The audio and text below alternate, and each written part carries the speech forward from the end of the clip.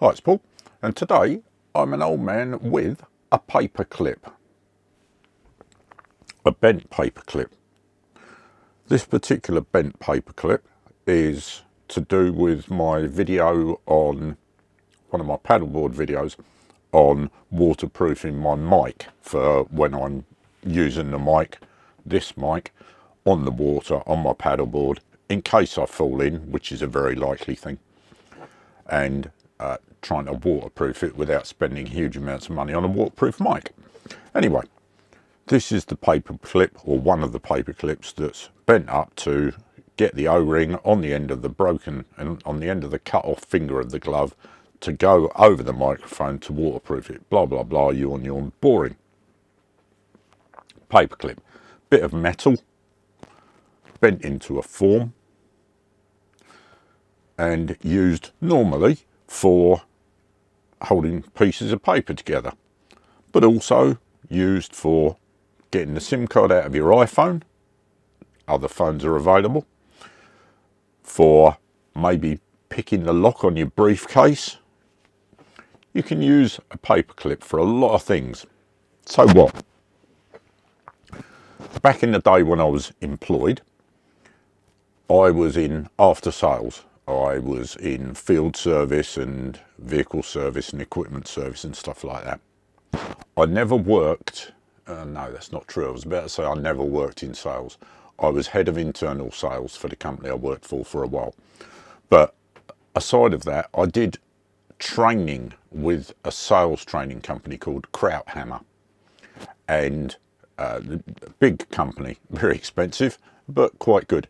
And all of the sales staff and two of us as managers of after sales had to go on a sales training course with Krauthammer.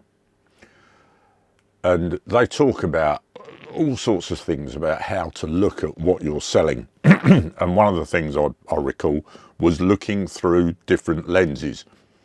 A little bit like those of a certain age, English people may remember play school, where you used to look through the round window or you look through the square window, and you used to, what you did with Krauthammer was you looked at things through different lenses, and basically what it did was encouraged you to look at the thing you were trying to sell from the perspective of the purchaser rather than from the perspective of the seller. So if you were, as our salespeople were doing, trying to sell a vehicle, instead of looking at it from the perspective of the salesman, this is what I can do, this is how I can sell it, this is what I can make from it, this is how much bonus I'll get, or whatever. Look at it from the point of view of the purchaser. What's the purchaser going to get from it? What good will he get from it? In Krauthammer, part of the course was we were given a paper clip, and we were told you've got X amount of time. I think maybe it was half an hour or an hour or maybe even half a day or something. And you would go away and you would prepare something to sell the course tutor a paper clip. The only thing you weren't allowed to do was sell the paper clip as a clip for paper. You could sell it as anything you like. You could sell it as a straightened out paper clip to use as a mini pocket sized ruler or straight edge or something. Mark some lines on it and use it for measuring. You could use it, you could put an eye in the end of it, use it as a makeshift sewing needle or something like that. Or you could use it for putting the O-ring on the finger of the glove that goes over your microphone when you want to waterproof it. You could sell the paper clip to the course tutor in any way you liked, as long as it wasn't for clipping paper. What's the point of all that, Paul?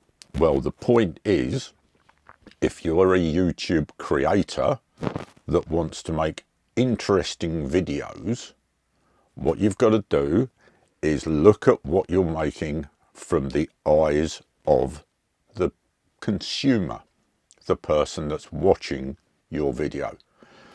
It's all very well making content that you like to make, which is what I do, which is what millions of us do. We make content that we like to make, we make content that we're familiar with, we make content about the stuff we know because we know it. And as I said in the previous video about interesting, having the confidence in your subject matter is very important because it allows you to talk about something in a relaxed manner, even if it's a paperclip. But the interesting bit is about sitting on your side of the camera, the monitor end, and looking back at your own content and going, oh, okay, could I have made that more interesting? Could I have made it any less interesting? Have I made it boring? Have I made it useful? Have I made it whatever?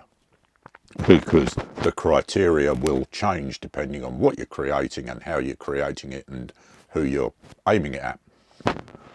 But I would encourage anybody to look at their own content and critically think, could I make that any more interesting? Could I have made it a little bit more appealing? Could I have held the viewer's attention in a better manner? And once again, if you're still watching this video right now, have a think about how I have kept your attention and how I have retained your view, because that's important. Hope that helps. Thanks for watching. Bye.